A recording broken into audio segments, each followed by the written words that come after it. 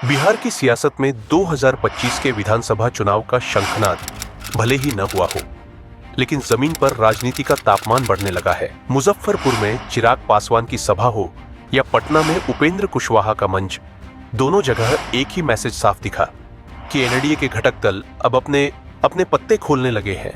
चिराग पासवान की सभा से मुख्यमंत्री कैंडिडेट के नारे गूंजे। बिहार का मुख्यमंत्री कैसा हो? बिहार का मुख्यमंत्री कैसा हो? तो कुशवाहा ने नीतीश कुमार को उत्तराधिकारी चुनने की खुली नसीहत दे डाली। यानी चुनाव से पहले एनडीए के भीतर दबाव और सौदेबाजी की राजनीति परवाज भरने लगी है। बिहार की सियासत में इन दिनों दिलचस्प नजारे देखने को मिल रहे हैं। मुजफ्फरपुर के एमआईटी मैदान में लोक जनशक्ति पार्टी रामविलास की नव संकल्प महासभा हुई। मंच पर खड़े होकर चिराग पासवान ने कार्यकर्ताओं को एकजुट रहने की अपील की, नए बिहार का सपना दिखाया और एनडीए के साथ मजबूती से आगे बढ़ने का संदेश दिया। लेकिन इस रैली में जो हुआ उसने राजनीति की दिशा ही बदल दी। सभा स्थल पर अचानक चिराग पासवान मुख्यमंत्री कैंडिडेट के नारे गूंज उठे। अब बड़ा सवाल यही है, क्या ये नारे सिर्फ कार्यकर्ताओं के उत्साह का नतीजा था या फिर चिराग पासवान खुद ऐसे माहौल को तैयार कर रहे हैं? क्या चिराग इन नारों के जरिए एनडीए में सीट बंटवारे को लेकर दबाव की राजनीति खेल रहे हैं?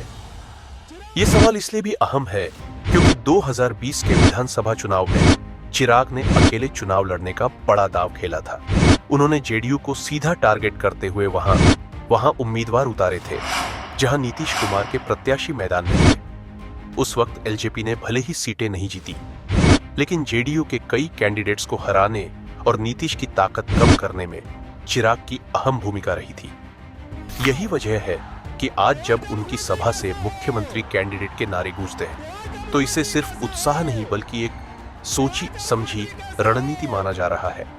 वहीं दूसरी ओर पटना के मिलर हाई स्कूल मैदान से उपेंद्र कुशवाहा ने नीतीश कुमार को सीधा संदेश देते हुए कहा कि अब समय आ गया है उत्तराधिकारी तय करने का। जगदेव प्रसाद का उदाहरण देते हुए उन्होंने कहा, अगर विरासत संभालने वाला चेहरा सामने नहीं आया तो पूरा आंदोलन कमजोर पड़ जाता है।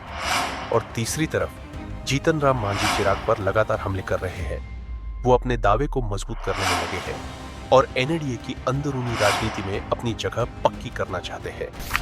एनडीए के इन घटक दलों के नेताओं के बयान से एक बात तो साफ है कि बाहर चाहे जो भी देख रहा हो, लेकिन अंदर खाने खींचतान और दबाव की राजनीति जोरों पर है।